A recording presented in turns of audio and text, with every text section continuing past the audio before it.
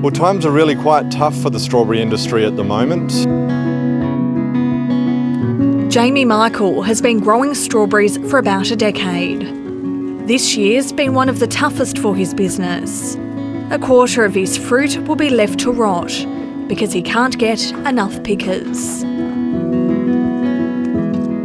In peak season, we would have around 300 seasonal workers doing the fruit picking and packing. At the moment, we have 140. And just for us in unpicked fruit, we're talking about $1.5 to $2 million worth.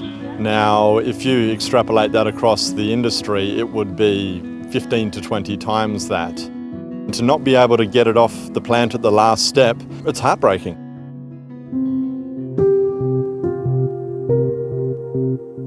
Jamie relies on backpackers, but many have headed home due to the pandemic. Samantha Peacock is also leaving soon due to the age limit on her working visa. She's about to turn 31, so her time in Australia is up. I'm from America. I've been on the strawberry farm for 2 seasons now. I really enjoy it, and I'd stay longer, but it's that thing that the visa runs out and I don't have much of an option to stay longer. But if I did, I'd definitely stay longer. In March, we extended those working holiday makers, the backpackers, to be able to stay another 12 months if they worked in agriculture, health or aged care. And so those that hit the age limit is another cohort that we're going to have to look at because each one of them are precious. It's estimated about 40,000 workers are needed to pick fruit and vegetables this spring and summer.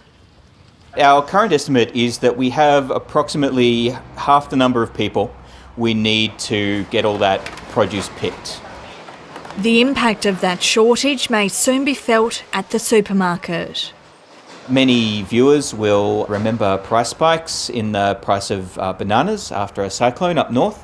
It will be that sort of thing, or potentially worse.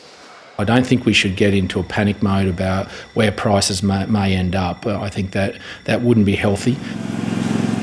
While playing down any speculation about price rises, the federal government does recognise the labour shortage is a huge problem. 160 workers have flown in from Vanuatu to pick mangoes in the top end, and workers from other Pacific nations are being sought. We want to make sure that we're a good neighbour to them. It's a good way for Australia to do that. We believe there'll be around 1,000 to 4,000 that will probably come. What we're doing is reverting back to the lazy practices of old that says, let's just find workers from overseas to get them to come in on temporary short-term contracts.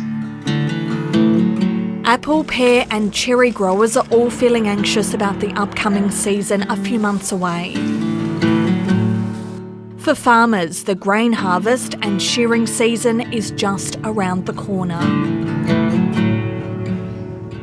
Since COVID, since March, we've seen our wool price decrease by roughly 40%. It's still declining. The future for wool growers is quite bleak, really. Fifth generation wool grower Andrew Laidlaw says both state and international border restrictions are causing problems. The wool industry has depended on Kiwi shearers for decades, but the difficulties of travel and quarantine have stopped many coming. I'm quite concerned about not getting enough shearers for this up-and-coming season. If the sheep aren't shorn on time, the wool becomes too long. That can devalue the product. We're going to be anywhere from 10 to 15 shearers down on what we normally have. We'd love to see people that are either on the job seeker, job keeper, on the dole and all that, come out here. Get into it, have a crack.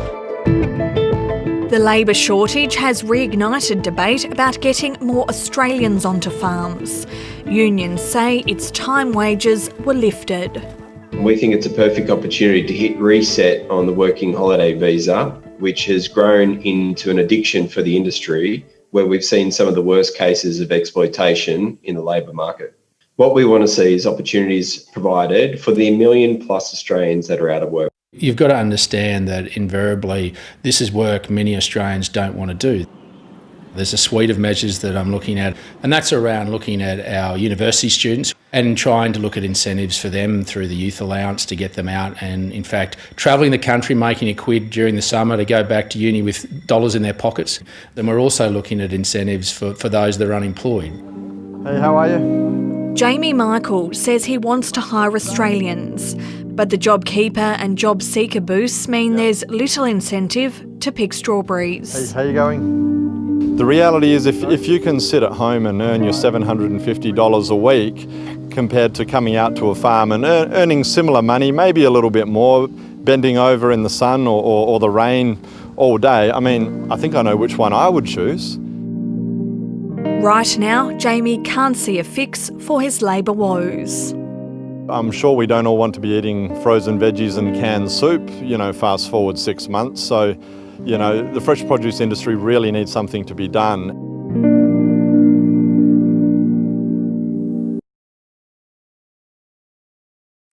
Hi, I'm Lee Sales. Thanks for watching this story. If you'd like to watch more of 730's stories, they are on the left of your screen.